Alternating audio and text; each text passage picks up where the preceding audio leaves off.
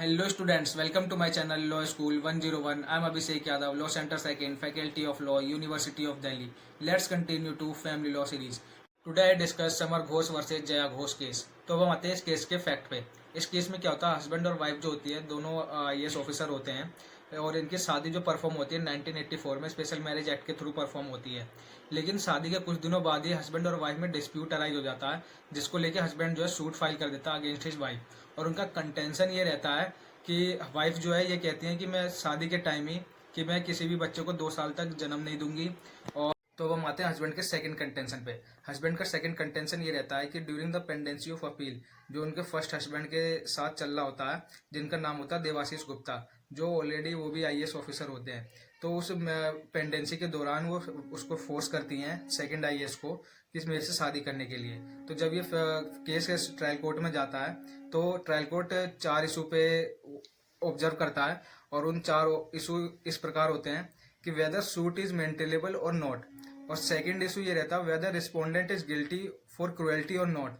और third issue ये रहता है whether he is entitle for divorce और not on the ground of mental cruelty. और फोर्थ इशू ये रहता है कि whether petitioner is entitle for other relief और नॉट। तो हम आते हैं इस केस के जजमेंट पे। तो जब ये केस जो है ट्रायल कोर्ट के पास जाता है तो ट्रायल कोर्ट जो है कुछ इश्यूज को मतलब ऑब्जर्व करता है, जिसमें से पहले 2 इश्यूज को ऑब्जर्व करते हुए ट्रायल कोर्ट जो है वो रेस्पोंडेंट को गिल्टी मानती है, जिसमें से वो पॉइंट जो है इस कदर होते हैं कि respondent refuse to कोहेबिट with appellant, मतलब वो मना करती है रेस्पोंडेंट के जो है अपीलेंट के साथ कोहेबिट करने के लिए।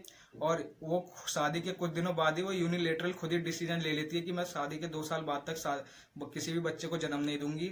और उसका एक ये भी रहता है पॉइंट कोर्ट का कि वो खाना जो बनाती है वो अपना खाना खुद बनाती है, लेकिन हस्बैंड के लिए नहीं बनाती है, और अपने बच्चे के लिए भी बनाती है, अपने लिए भी बनाती है। और हस्बैंड को कहती है तुम्हें खाना तो बाहर से खाओ और या तो खुद बना लो। और उसका एक पॉइंट ये भी रहता है कोर्ट का कि जब वो बाईपास सर्जरी से गुजर रहा होता है हस्बैंड, सेकंड हस्बैंड, तो वो उससे मिलने भी नहीं जाती है और उसके बारे में कुछ भी इंफॉर्मेशन मतलब प्राप्त होता है कि वो हॉस्पिटल में एडमिट है, उसके बाद भी वो उससे मिलने के लिए नहीं जाती है। तो जो है section 13 of Hindu marriage act में डिफाइन तो है, लेकिन मेंटल क्रुएल्टी डिफाइन नहीं है। तो इसी केस में आया था मेंटल क्रुएल्टी का जो कंसेप्ट है। तो ये जो हिंदू मैरिज एक्ट है उसके कमेंट सेक्शन में जब जाओगे बेयर एक्ट के, तो वहां पे डिफाइन है मेंटल क्रुएल्टी का किस किस चीज को माना है। तो जब ये केस जो है सुप्रीम कोर्ट के पास जाता है तो सुप्रीम कोर्ट जो है ट्रायल कोर्ट के फैसले को ही अपहेल्ड करती है और कहती है कि हाँ, कोर्ट ने जो डाइवोर्स ग्रांट किया है वो बिल्कुल सही ग्रांट किया है।